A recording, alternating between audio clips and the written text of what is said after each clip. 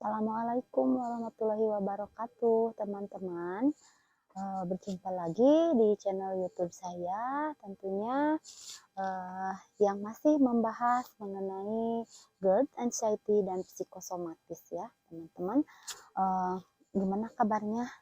Mudah-mudahan sudah semakin baik ya, semakin sehat, semakin bisa mengontrol pola pikir dan juga sudah bisa menjalani kehidupan ini dengan tenang ya.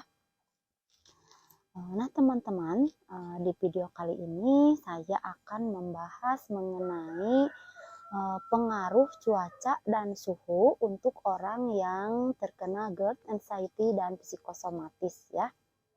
Nah, tentunya saya membahas ini berdasarkan pengalaman yang saya alami ya teman-teman.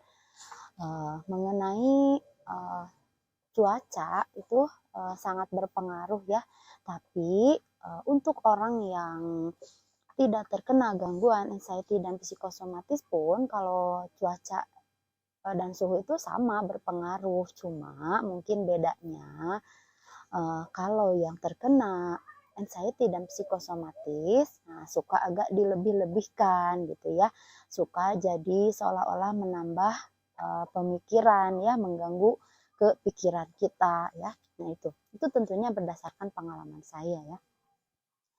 Nah teman-teman, ketika cuaca berubah-ubah, nah itu juga berpengaruh pada kehidupan kita ya, atau kepada pola pikir kita sehari-hari, apalagi yang masih dalam proses penyembuhan ya, dalam masa-masa penyembuhan. Karena saya juga dulu ketika misalkan satu hari sudah enakan, besoknya muncul lagi misalkan ada sensasi. Nah apalagi ditambah dengan cuaca, saya yang sangat berpengaruh itu cuaca dingin ya, atau hujan biasanya. Jadi ketika datang cuaca dingin atau hujan, nah berpengaruh ke mood kita juga ya, ke perasaan. Jadi menghilangkan, seolah-olah semangat itu hilang gitu ya, nggak ada semangat untuk menjalani hari-harinya gitu ya. Jadi sehari-hari itu kita seolah-olah kalau datang cuacanya dingin apalagi hujan, nah jadi seolah-olah kita itu merasa tidak semangat ya.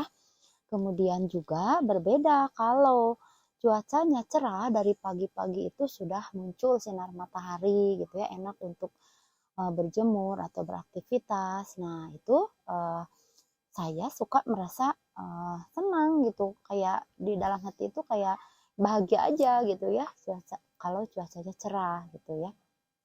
Nah kemudian yang namanya cuaca dingin, otomatis sensasi itu datang ya di tubuh, itu bermunculan. Misalkan kayak kaki dingin, kemudian badan gemetar. Biasanya kalau saya yang sering muncul itu ada kayak badan itu kayak goyang-goyang ya, seperti keliengan gitu. Nah itu dulu yang sering muncul itu kalau cuaca dingin ya.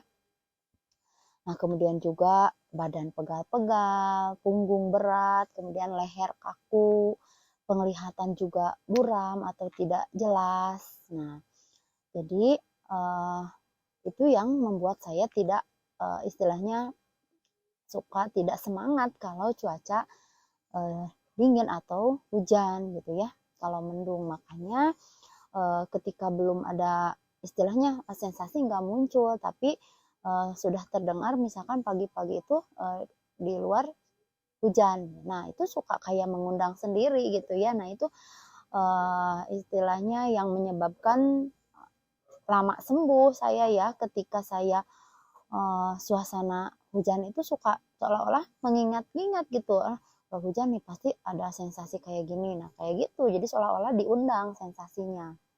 Makanya kalau untuk saya itu cuaca sangat berpengaruh gitu ya dulu, tapi kalau sekarang sudah beda lagi ya, jadi kita bisa mengalihkan saja, tetap saja beraktivitas. Misalkan saya berangkat ke tempat kerja meskipun hujan, kemudian kalau lagi libur tetap beraktivitas di rumah, jadi nggak rebahan aja gitu ya meskipun hujan misalkan. Jadi sensasinya ya kalah, nggak mau datang lagi gitu ya kalau kitanya beraktivitas gitu. Kalau diam berarti sensasi yang suka mengambil alih biasanya ya gitu. Karena tidak bisa dipungkiri ya meskipun saya juga sudah merasa enakan, sudah sembuh sekarang, tapi ya ada aja sesekali muncul gitu ya sensasinya. Nah, teman-teman, apalagi cuaca dingin ketika misalkan kita berada di ruangan yang ber-AC atau di dalam mobil ya ketika menyalakan AC. Nah, itu kan badan itu suka uh, berasa tidak nyaman ya, tidak enakan teman-teman. Itu pengalaman saya dulu ya. Jadi kadang yang tadinya kita tubuh itu sudah berasa sehat, sudah baik gitu. Nah, suka tiba-tiba perutnya jadi kembung atau jadi begah ya. Itu ya saking kita tidak nyamannya dengan cuaca ya atau pengaruh suhu di lingkungan kita. Nah, dengan cuaca yang tidak nyaman atau suhu yang tidak nyaman, nah jadi tadi bisa menyebabkan perut kembung atau begah. Kemudian punggung nih, daerah punggung suka berasa pegal gitu ya, kayak berat leher itu. Jadi kayak kaku gitu ya kalau memang kita sedang merasakan ketidaknyamanan ya. Nah, solusinya teman-teman, ini yang sering saya lakukan, tentunya yang pertama yaitu jangan lupa untuk eh, apa makan ya. Jadi perut itu jangan sampai kosong. Pokoknya jaga-jaga perut itu harus selalu terisi dan juga selalu minum air hangat ya. Nah, kemudian usahakan tubuh untuk selalu hangat. Misalkan pakai jaket, kemudian pakai kaos kaki, terus tubuhnya juga dibalurin pakai minyak yang hangat, misalkan minyak kayu putih. Nah, kakinya pun sama dibalur. Nah, itu saya ya, pengalaman saya dulu seperti itu supaya badan enakan ya. Jadi supaya kita bisa menyesuaikan dengan keadaan suhu di lingkungan kita. Nah, karena sakit ini atau kena gangguan ini ya menurut saya kadang serba salah. Kalau pikiran kitanya lagi nggak nyaman, jadi kadang jangankan cuaca dingin gitu ya, cuaca yang cerah aja kalau kita pikiran negatifnya lagi muncul ya muncul saja sensasinya.